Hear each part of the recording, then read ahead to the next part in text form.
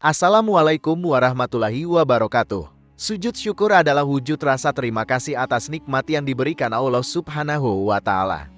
Rasulullah Shallallahu Alaihi Wasallam dan para sahabat telah mengamalkannya. Namun, tahukah kamu, sahabat beriman, Rasulullah Shallallahu Alaihi Wasallam pernah bersyukur saat ada seseorang yang meninggal. Lalu, siapakah yang meninggal itu? Mengapa Rasulullah SAW sujud syukur saat mendengar kabar kematian? Kapan sebaiknya sujud syukur dianjurkan? Simak penjelasannya dalam video ini hingga selesai. Sujud syukur saat meraih kemenangan dalam perang. Pada zaman Rasulullah Shallallahu Alaihi Wasallam dan para sahabat, peperangan terjadi sebagai bentuk mempertahankan kebebasan beragama.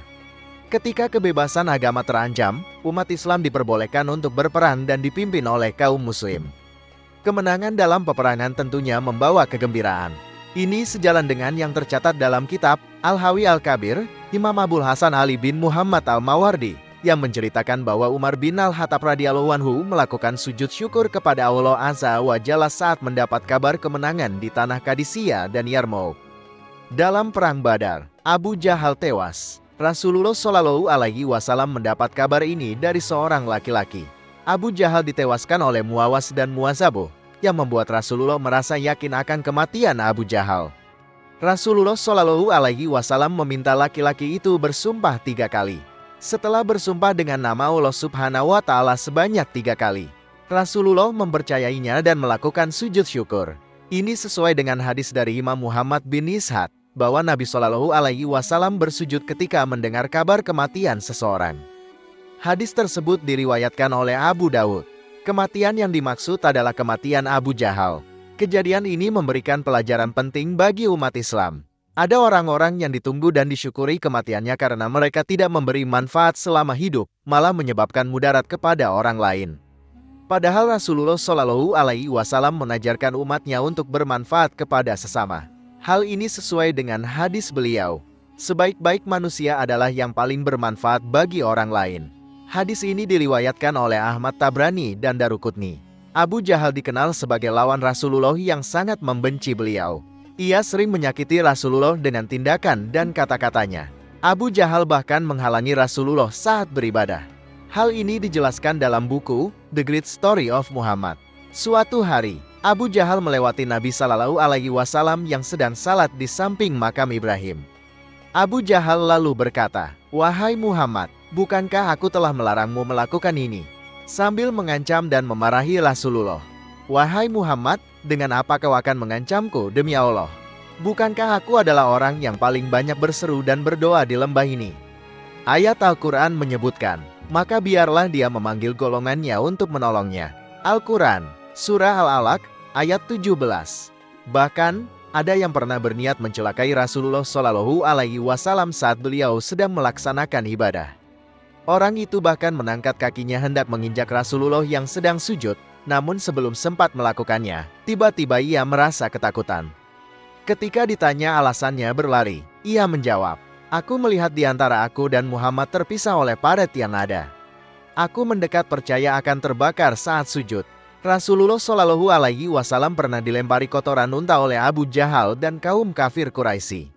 Imam Bukhari menceritakan melalui Ibnu Mas'ud bahwa ketika kami bersama Rasulullah Shallallahu Alaihi Wasallam di Masjidil Haram, sedangkan beliau pada saat itu sedang mengerjakan salat, Abu Jahal berkata, "Tidak ada laki-laki yang mau mengembalikan kotoran unta dari Bani Fulan." Lalu, ia melemparkannya kepada Muhammad yang sedang salat. Kemudian, Uqbah bin Abu Mu'aid bin Abi Amir bin Umayyah bin Abdi Syams berdiri. Mereka mengambil kotoran unta dan melemparkannya kepada Nabi. Tidak ada umat Islam yang bisa membersihkan kotoran itu dari tubuh Rasulullah Shallallahu Alaihi Wasallam hingga akhirnya putri beliau, Fatimah, datang membersihkan kotoran itu setelah selesai salat Rasulullah, lalu berdoa kepada Allah Subhanahu wa Ta'ala. "Ya Allah, kepada Engkaulah aku menyerahkan Abu Jahal bin Hisham, Utbah bin Rabi'ah, Syaibah bin Rabi'ah, Walid bin Utbah, Uqbah bin Abi Mu'i, Umayyah bin Halaf, dan Bara bin Walid. Semuanya akhirnya terbunuh di perang Badar."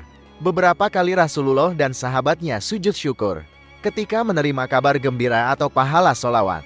Rasulullah Shallallahu Alaihi Wasallam melakukan sujud syukur. Imam Abul Hasan Ali bin Muhammad Al-Mawardi dalam kitabnya Al-Hawi Al-Kabir menceritakan tentang hal ini. Sujud syukur ini menjadi sunnah karena Abdurrahman bin Auf pernah berkata, "Aku keluar bersama Rasulullah Shallallahu Alaihi Wasallam menuju arah balik yang memiliki pohon besar. Di sana, tiba-tiba Rasulullah Shallallahu Alaihi Wasallam sujud untuk waktu yang lama. Setelah selesai, aku bertanya kepadanya tentang hal itu. Beliau menjawab, Jibril alaihissalam mendatangiku dan memberi kabar gembira. Barang siapa yang menyampaikan solawat untukku sekali, maka Allah akan menyampaikan solawat untuknya sebanyak 10 kali. Karena itulah, aku sujud syukur kepada Allah Subhanahu wa Ta'ala. Menikah adalah kabar bahagia, terutama ketika mengetahui akan menjadi menantu manusia paling mulia di muka bumi. Ini dialami oleh Sayyidina Ali bin Abi Thalib saat dinikahkan dengan Fatimah. Kisah ini terdapat dalam kitab Tashwim Mutasyabih. Saat Sayyidina Ali menghadap makam Rasulullah Shallallahu Alaihi Wasallam, beliau tersenyum dan berkata, "Wahai Ali, sesungguhnya Allah telah memerintahkanku untuk menikahkanmu dengan Fatimah. Sekarang, aku nikahkanmu dengannya dengan mahar 400 miskal perak." Anas bin Malik berkata, Sayyidina Ali menjawab, "Sungguh, aku rida, wahai Rasulullah." Kemudian, Ali tersungkur sujud syukur ketika mendengar bahwa sebuah suku masuk Islam. Rasulullah Shallallahu Alaihi Wasallam sujud syukur saat mengutus Ali bin Abi Thalib ke suku Hamdan di Yaman. Dalam At-Serf Kunil Magazine, Syekh Muhammad bin Muhammad Fahrudin mengisahkan bahwa Rasulullah Shallallahu Alaihi Wasallam mengutus Ali bin Abi Thalib ke sebuah desa di Semen, Yaman, dan hal ini terjadi pada bulan Ramadan tahun 10 Hijriah. Hasilnya, seluruh suku Hamdan masuk Islam dalam 1 hari saja. Sayyidina Ali menulis surat kepada Rasulullah Shallallahu Alaihi Wasallam memberitakan hal ini. Ketika Rasulullah Shallallahu Alaihi Wasallam membaca surat ini, beliau tersungkur sujud syukur kepada Allah Subhanahu wa Ta'ala. Nah, sahabat beriman, itulah sujud syukur yang dilakukan Rasulullah Shallallahu Alaihi Wasallam saat mendengar kabar kematian Abu Jahal. Abu Jahal adalah orang yang gemar menyakiti Rasulullah. Ia pun menemui ajalnya dalam perang Badar. Sujud syukur dilakukan oleh Nabi dan para sahabat dalam beberapa kondisi, yaitu saat mendengar pahala solawat, mendengar kabar pernikahan, atau mengetahui banyak kaum yang masuk Islam sebagai ekspresi rasa syukur atas nikmat yang diberikan Allah Subhanahu wa Ta'ala. Hal ini sesuai dengan hadits Abu Bakrah yang menuturkan bahwa apabila datang kepada Nabi Muhammad Sallallahu Alaihi Wasallam sesuatu yang menggembirakan atau kabar suka, beliau langsung sujud sebagai tanda terima kasih kepada Allah Subhanahu wa Ta'ala. Hadis ini diriwayatkan oleh Abu Daud dan Tirmidzi. Demikian pembahasan kali ini. Semoga bisa bermanfaat untuk kita semua. Amin ya rabbal alamin. Jika kamu memiliki pendapat terkait pembahasan kali ini, tulis pendapat kamu di kolom komentar di bawah ya. Terima kasih telah menonton video ini. Jika kamu menyukai konten ini, jangan lupa untuk like, share, dan subscribe ya. Terima kasih dan sampai jumpa dalam video berikutnya.